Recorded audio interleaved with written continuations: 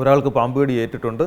ഇപ്പോൾ അങ്ങോട്ട് കൊണ്ടുവന്നു കഴിഞ്ഞാൽ അവിടെ ആൻറ്റിവെനം സ്റ്റോക്ക് ഉണ്ടോ, ആൻറ്റിവെനം അഡ്മിനിസ്ട്രേറ്റ് ചെയ്യാൻ പറ്റിയ ഡോക്ടർ അവൈലബിൾ ആണോ എന്നുള്ള 2 കാര്യങ്ങൾ ചോദിച്ച് അത് ഉറപ്പുവരുത്തിയിട്ട് വേണം നിയറസ്റ്റിലേക്ക് പോകാൻ. കാരണം അവിടെ പോയി അന്വേഷിച്ചു, അവിടെ ഇപ്പോൾ നിലവിൽ ആൻറ്റിവെനം സ്റ്റോക്ക് ഇല്ല, അല്ലെങ്കിൽ ആൻറ്റിവെനം അഡ്മിനിസ്ട്രേറ്റ് ചെയ്യാൻ പറ്റിയ ഡോക്ടർ ഇപ്പോൾ അവൈലബിൾ അല്ല എന്നുള്ള കാര്യം മനസ്സിലാക്കിയതിന് ശേഷം നമ്മൾ അടുത്ത ഹോസ്പിറ്റലിലേക്ക് പോകുമ്പോഴേക്കും ചിലപ്പോൾ ഒരു അരമണിക്കൂർ വൈകാം.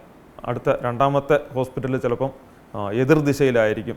ആദ്യത്തെ ഹോസ്പിറ്റൽ ചിലപ്പോൾ 2 കിലോമീറ്റർ കിഴക്ക് ഭാഗത്തേക്ക് പോകുമ്പോഴായിരിക്കും. രണ്ടാമത്തെ ഹോസ്പിറ്റലിൽ ചിലപ്പോൾ ഒരു 6 കിലോമീറ്റർ വടക്ക് ഭാഗത്തേക്ക് പോകുമ്പോഴായിരിക്കും. അപ്പോൾ ആ ഒരു ടൈം സമയനഷ്ടം ഒഴിവാക്കുന്നതിന് വേണ്ടിയിട്ട് നമ്മൾ ഈ കാര്യങ്ങൾ വിളിച്ചുറപ്പുവരുത്തിയിട്ട് പോവുക. അപ്പോൾ ആദ്യത്തെ നിയറസ്റ്റ് ഹോസ്പിറ്റലിൽ വിളിക്കുമ്പോൾ ഈ 2-ലൊരു കാര്യം ഇല്ല എന്നുണ്ടെങ്കിൽ തൊട്ടടുത്ത് തന്നെ ഇമ്മീഡിയറ്റ് ആയിട്ട് രണ്ടാമത്തെ ഹോസ്പിറ്റലിൽ വിളിച്ചിട്ട് അവിടെ ചോദിക്കുമ്പോഴേക്കും അവിടെ ഈ 2ഉം ഉണ്ട് എന്ന് ഉറപ്പുവരുത്തിയിട്ട് നേരെ അങ്ങോട്ട് പോകുക. അപ്പോൾ നമുക്ക് സമയനഷ്ടം ഉറപ്പാക്കാൻ സാധിക്കും.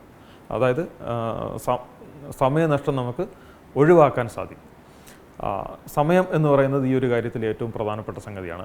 ഒരു ബൈറ്റ് കിട്ടിയിട്ട് ആദ്യത്തെ 1 മണിക്കൂറിന് നമ്മൾ ഗോൾഡൻ അവർ എന്നാണ് പറയുക. അതായത് ജീവൻ രക്ഷപ്പെടുത്താൻ സാധ്യതയുള്ള ഏറ്റവും പ്രധാനപ്പെട്ട സ്വർണത്തിൻ്റെ വിലയുള്ള അല്ലെങ്കിൽ ജീവൻ്റെ വിലയുള്ള 1 മണിക്കൂറാണ് ആ ഒരു സമയം. അത് നഷ്ടപ്പെടാതിരിക്കാൻ വേണ്ടി ശ്രദ്ധിക്കുക.